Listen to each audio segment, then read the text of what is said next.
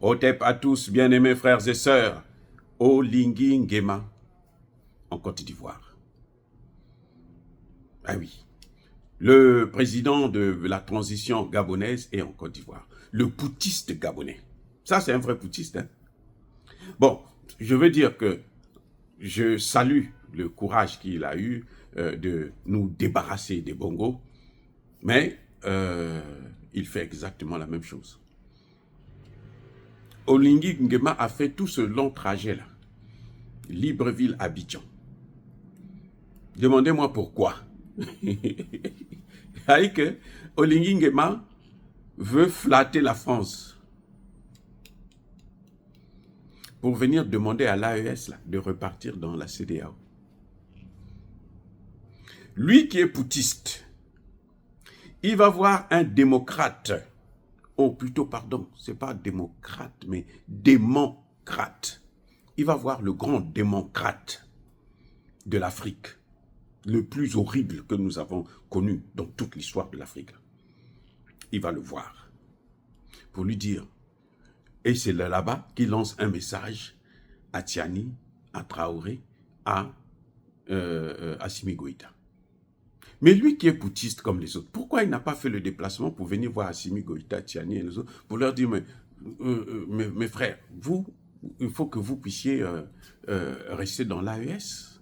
Ne sortez pas du franc CFA. Voilà, ça dit que voilà un homme qui se mêle de ce qui ne lui regarde pas. Si le Gabon ne veut pas sortir du franc CFA, vous voyez pourquoi l'Afrique centrale n'avance pas dans ce dossier.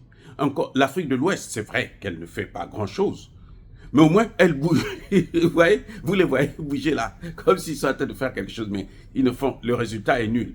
Mais l'Afrique centrale, ils sont comme ça, ils réfléchissent. Ils ont la tête. Tous, les chefs d'État africains, ils sont en train de, depuis 20 ans. 20 ans, ils n'ont jamais pris la décision, ils n'ont pas pu prendre la décision de savoir s'il faut rester dans le CFA ou s'il faut sortir. Au moins, dites à votre population que nous avons réfléchi, on va rester dedans, donc ne perdez pas votre temps. Ça peut se comprendre. Mais avec des gens comme Olingi Nguema, avec des gens comme des Touadéra, vous attendez à quoi? Il n'y a rien.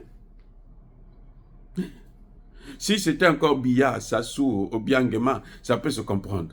Mais les deux là, l'autre qui vient de prendre, soi-disant qui est venu sauver le Gabon, et l'autre qui est en train de sauver la Centrafrique, mais qui, c'est-à-dire qu'il est allé se laver, et puis il sort du bain, il va prendre la boue, il va dans une mare, il va se badigeonner la boue encore. C'est ça que nous voyons en Centrafrique. Donc Olingi Nguema, lui, de quoi il se mêle? Lui, il a été accueilli par la CEMAC. Il n'y a pas de sanctions, il n'y a rien. Parce que, mais ils sont pareils. Lui, il se ressemble aux autres. Donc, il faut qu'il fasse comme les autres, et les autres l'accueillent comme ils ont toujours fait. Mais, au niveau de l'AES, c'est différent, c'est pas la même chose. Et quelle est cette lâcheté? Il est général des armées.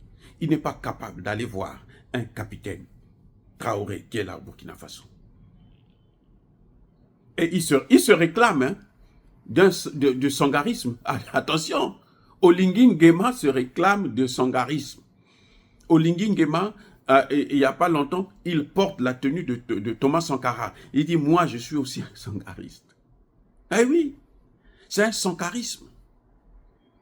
Donc, il ne peut pas aller voir son petit frère qui est là, un capitaine, qui est en train de faire des merveilles, au point où l'Occident est en train de trembler. Ils se disent, on a plus peur de lui que d'Assimi Goïta et de Tiani.